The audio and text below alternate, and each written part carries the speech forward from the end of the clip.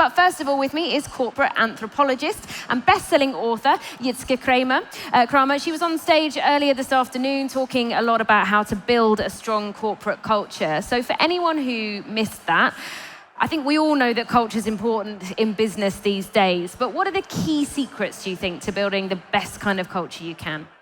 I think it's very important to understand how people shape those cultures. And what we see is that the main processes we need to take care of are interaction and decision making. Like if people don't meet, nothing will shape.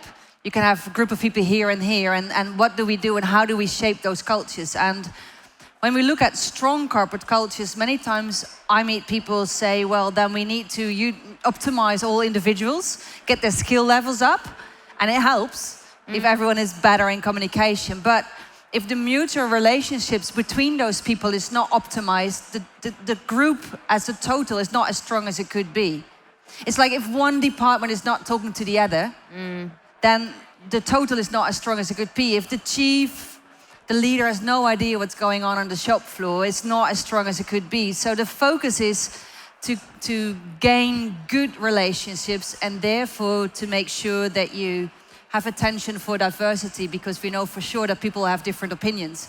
So it's really taking care of interaction processes where people can actually meet on different levels, where it's safe for different views and we take them into account into the decision-making process. All right, thank you. And just to clarify, we're still taking questions. I'd love to get some of those to our next couple of guests. It's slido.com and then putting in the code nbforum 2022, or for those of you here, you can use the Nordic Business Forum app. But I've got a question for you. I want to know how you got into this field. I actually studied anthropology in my first year at uni. You did? And most people went off and did corporate jobs, maybe journalism, government jobs. What led you to be doing what you're doing now? It was actually by accident. I'm a theater anthropologist by studies. So, and theater anthropology is really the question, what is the role of theater in a society, and using theater to learn. So theater for development, basically. And that's very close to training and coaching. So somehow, long story short, I got involved in training courses and I entered corporate organizations. And I noticed that people do really funny stuff in office spaces. So it intrigued me that this corporate tribe has its own rituals, sometimes very hard to get into the building, even harder than to get into a country. So yeah, that's why I stayed around and looked at organizations. And you brought the theatre stage presence with you today. Now, one thing that you've done along your travels around the world is meeting other kinds of leaders, not just business leaders, but spiritual leaders. And I'm quite interested to know what you've learned from them specifically, because I think in our day-to-day lives, there's a lot more talk about spirituality and well-being, but that's only really starting to creep into the business world to the same extent. Yeah, I learned a lot. So every time I meet different people, for instance, I talked on stage when I went to Togo, and that's where I met Chabasi, among others. And one specific thing I learned from him, and that's very interesting, he said to me, because I always ask, what should I tell people when I go back home? What should I tell leaders? And he said, you got to tell them that leaders got to eat first. And I'm not sure if you're familiar with Simon Sinek's work, leaders got to eat last. And now the voodoo priest telling me leaders got to eat first. And we had a long conversation around that. And if I translate it into my own words, what he actually meant to say is that when things go smooth, eat first in a sense that be vital. Because when it comes to it and the crisis hits and it gets tough, you need to take decisions beyond what you do, and then you gotta eat last. But you can only do that if you're strong. If you've got the fuel. If you got fuel. And if I look at organizations, I see so many people and leaders who are so tired. And they plan too much work and back-to-back meetings, and they don't have the vitality to take that extra step. So it's really, sleep, eat, work out regularly. So when it comes to it, you're strong enough to hold the whole tribe, and not by cutting out jobs and people, but really take care of everything and take the extra step to go into innovations and transformations. So that's something I learned from Chabasi, and to him, it's obviously linked to the spirit world as well. Make sure that you connect what's going on. So how ready, though, do you think the business world is for these kind of messages? I mean, obviously, the fact that you're here today is proof that people, are intrigued or are expected to be intrigued.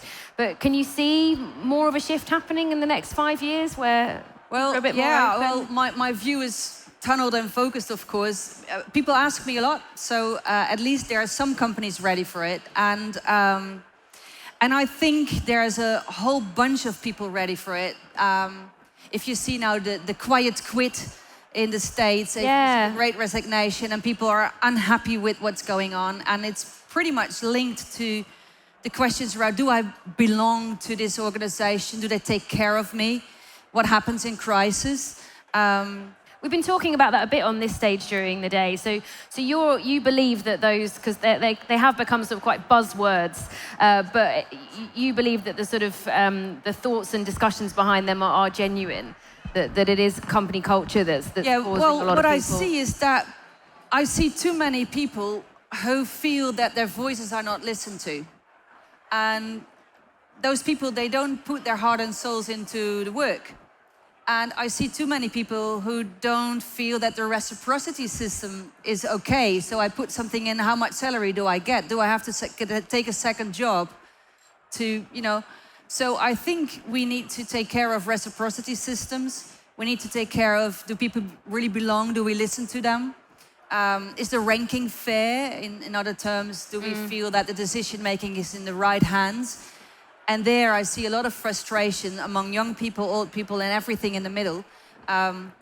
So running an organization is way more than hitting your KPIs and getting your targets done. Yeah. It's not running an organization, it's working with people. And I think at least people are ready for that. Yeah. We've got a few questions coming in, which I guess also shows the engagement in this area. This one says, let's say a company has a great healthy culture with deep roots. What is the worst mistake that a new leader could do coming into that tribe? There's many you can do. Well, first of all, with a strong culture with deep roots is in risk, because can they still operate? So culture change is also, how do we stay good and profitable and successful. So there needs to be a change all the time. But I think when you enter an organization, first find out, why do people do the things they do? And talk with people and ask. And if you run in and say, you can do everything different, then that's usually not a good idea. So tune in, see what's there, but also make sure that you listen to voices who says something else, and they kind of warn an organization which is very successful to stay successful, because you need to keep on growing all the time. Thank you. Obviously, if all companies were doing well, you wouldn't have a job, but this person messaging in says, is there an example of a corporate tribe with a culture that you immediately resonated with? Is there any in your...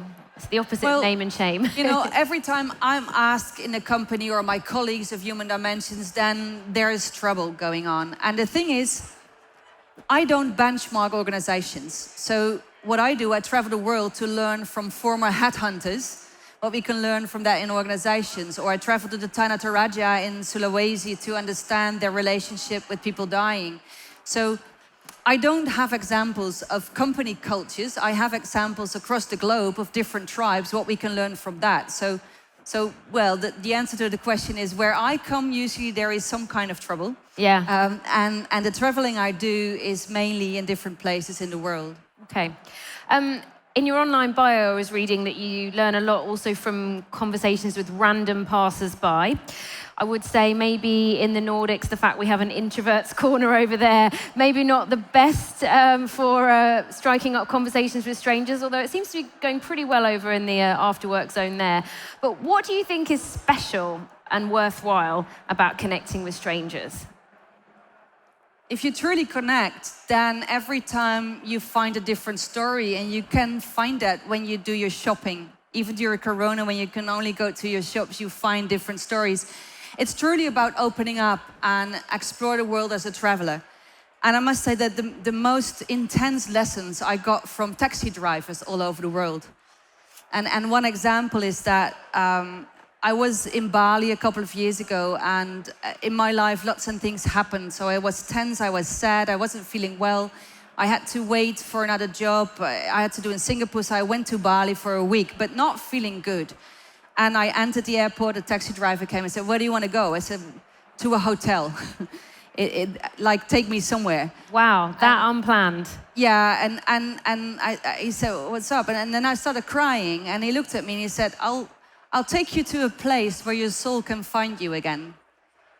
Wow. And to me, that was so valuable. So he really looked for a hotel with a quiet spot. He said, "Don't go to Kuta Beach, go to Sanur, and we find you a spot, and we take you to a place where your soul can find you again." And those are the kinds of lessons. When you open yourself up to people, then you'll receive the lessons you need at that moment. It's like your teacher will find you. Yeah. So that's, to me, it's very, very important. Everyone has wisdom, and everyone can hand you the lessons you need in your life at that specific moment. Yeah, well, thanks very much for sharing that story. Do you have any tips for people who are navigating networking for the first time in person in such a big event since the pandemic? I mean, not everyone's comfortable talking to strangers, and then if you haven't done it for a few years, people are a little maybe bit then the advice is for the ones most comfortable, look out for people who are a bit shy or a bit more quiet. My main lesson besides that is walk around with an open view, ask questions, and be there, and be willing to be surprised. So networking, part of it is, what is it that you want to give and tell, and what is it that you want to receive? So if you approach someone with a question and ask them what is their day like or what do they do, usually that opens up a whole journey into someone's life and work. And then you have a good moment on the spot without wanting to get something from that person. Just being curious. Yeah. A few more questions coming in on Slido, which is great, also from our curious viewers and guests. This one here says, young people with education in the arts and humanities have a lot to offer the corporate world, but how can you do better at selling these skills to the corporate world? Yeah, I recognize that question. When I finished my anthropology studies, the advice of university was not to tell people I was an anthropologist. And that was like after 5 years of study. So, well, translated into the words people can hear. So, for example, I did a lot of work in factories in India and Germany, so factory world. And for the ones knowing that type of cultures, you gotta be an engineer for others to take you seriously. So I decided I had to be an engineer, but what type? So I said, I'm a behavioral engineer. And that, like, whoa, what's that? I said, well, I try to look for the NCs, the non-conformatives, and that's the language they use. And I said, well, yeah. I said, do a root cause analysis. Really? I said, yeah, then I try to fix the interface without changing the people. And that's just what we need. So for everyone in the social science studies, you are valuable. That's for one. Don't let anyone tell you that you're not. Then you get into the whole field of qualitative research and quantitative. And qualitative research is the relationship between people. And we tend to be overwhelmed by, make it measurable. If you can't measure it, it's not there. That's not true. I mean, if you can't measure love, is it not there? I don't think so. So first of all is believe in yourself. Try to put it in the language people are using. That's very anthropological to do so. And just know that in the end, it all boils down to people working and living together. If you can put it in like an Excel sheet or not, it's about people. And if I go to high-tech conferences, usually all the speakers, they say, in the end, it all comes down to people. Yeah, absolutely. I'm afraid we do need to wrap it up there, but some really inspiring closing comments there. Let's give it up here for Jitske Kramer. Well, thank you. Thank you.